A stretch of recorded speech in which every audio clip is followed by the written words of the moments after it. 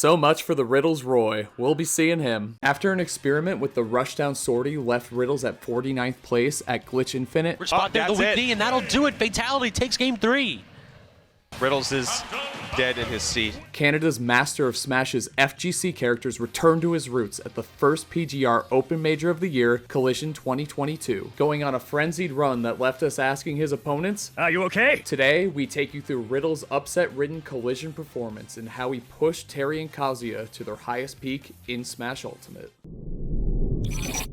Let's get something straight here. Big upsets on a major stage are nothing new for Riddles. At Super Smash Con 2019, he pulled one of Ultimate's biggest upsets ever by seeding, defeating DeBuzz's Olimar and Rosalina with Richter Belmont, arguably still the best single set result for the character. At Let's Make Big Moves 2020, Riddle's 6-set losers run culminated with a victory over Tweak, using Terry to dispatch his Wario and Wolf. But despite those efforts, Riddles had yet to pull it all together and make it to a major top 8.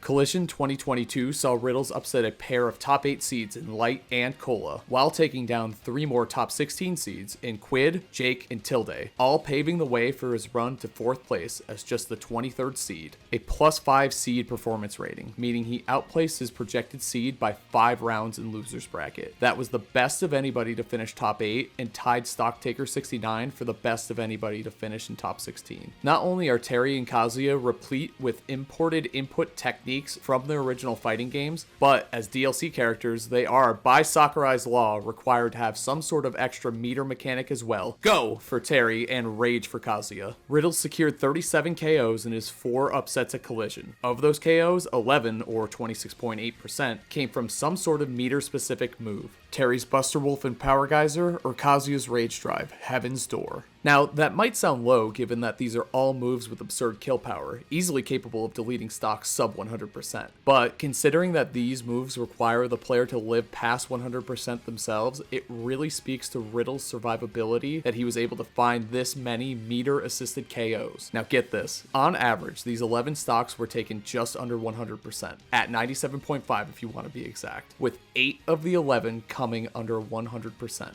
But that shouldn't be the biggest takeaway from this chart. Note that of these 11 KOs, 8 of them come from just 4 games, all played as Terry. Game 2 against Light and all 3 games against Quid. These things show the scariest thing about Terry. 1 KO with Go can swing the momentum of the entire match. Game 2 against Light is the perfect example, and illustrates one of the biggest conundrums of fighting against Terry. Light had a big lead early, but isn't able to find the KO off of his last opening before activating Go. Light is now losing the game. Riddles immediately starts looking for a Go conversion, misjudging a cross-up after a parry, but Riddles is able to catch the next landing, and despite whiffing the first Buster Wolf, he cleans it up after the mistech. Things aren't disastrous yet. Game 1 actually started off very similar. Riddles found an early KO with input Rising Tackle, but Light cleaned it up immediately with an up smash, and the result was a game that was dead even heading into the last stock.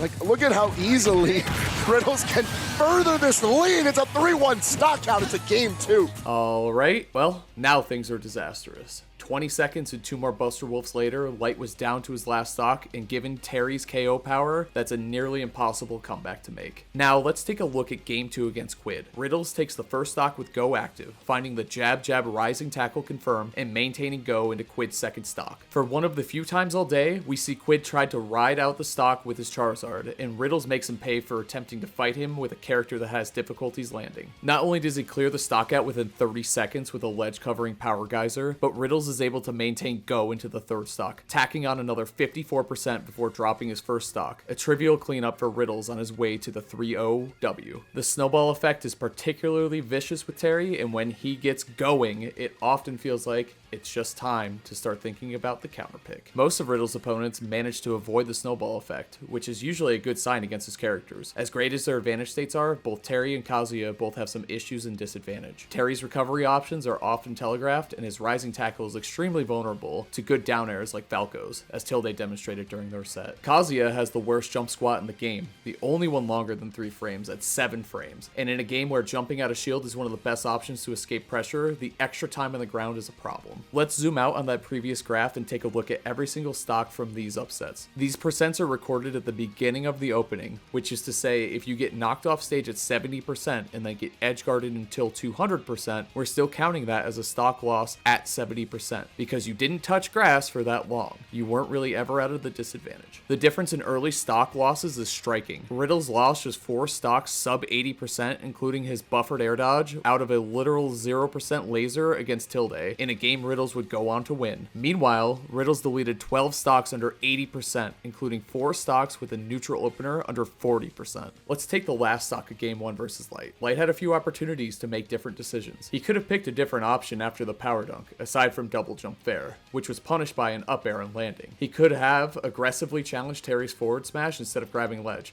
But good luck with that. And he could have picked a different option off of ledge rather than drop into double jump dare. But Terry's ledge trapping has no simple solution, and Go can make opponents desperate for ledge reversals like the one Light attempted. Riddles' advantage state was suffocating as he avoided Fox's quick out of hit stun buttons when necessary and stuffed his one shot at swinging out of the corner. So we've been focused entirely on Terry so far. Here's some Kazuya Mishima. Kazuya was the answer that Riddles needed against Cola's Roy, as Terry struggles mightily with Roy's ability to go out and repeatedly swat his recovery attempts with forward air and back air, not to mention Roy's ability to clear stocks before Go activates with ease. Kazuya has an easier time recovering low and doesn't rely quite as much on his DLC mechanic for his explosiveness, making this an easy pick for Riddles. Twice Riddles was able to end Cola's stock off of sub 30% opening hits. First, game 2. I mean, he's min-max as fuck. Oh no!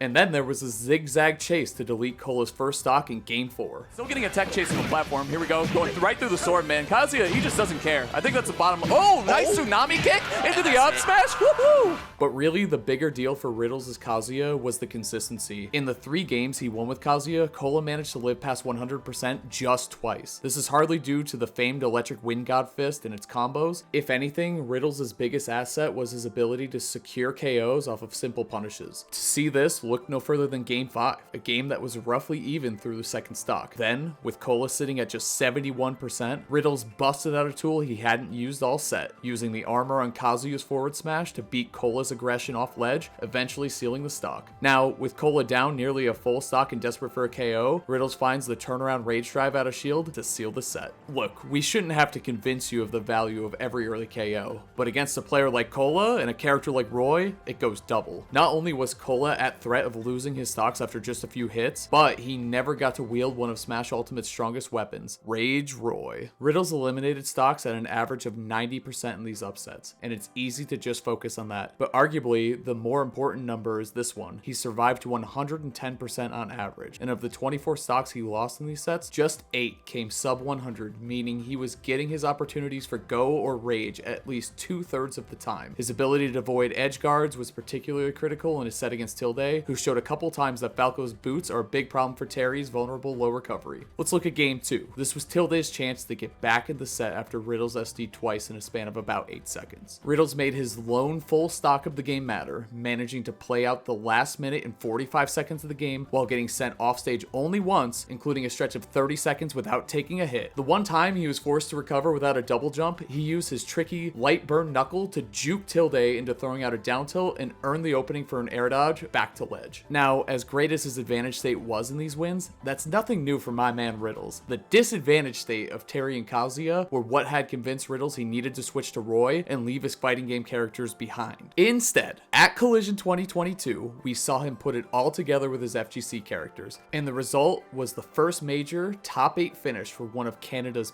best Ultimate players. Ever explosive and always capable of taking down top players, if Riddles can make this top level play of disadvantage his norm, expect this to merely be his first in a long line of top 8 appearances down the road. Heyo chat, thanks for watching this. If you want more content like this, please check out PGstats.com and follow us for more information. This has been your narrator Hazmatt. You can catch me on Twitter at HazmattRules and on Twitch on twitch.tv/HazmattRules. Make sure you check out all my stuff. Thanks for hanging out, and we'll be seeing you.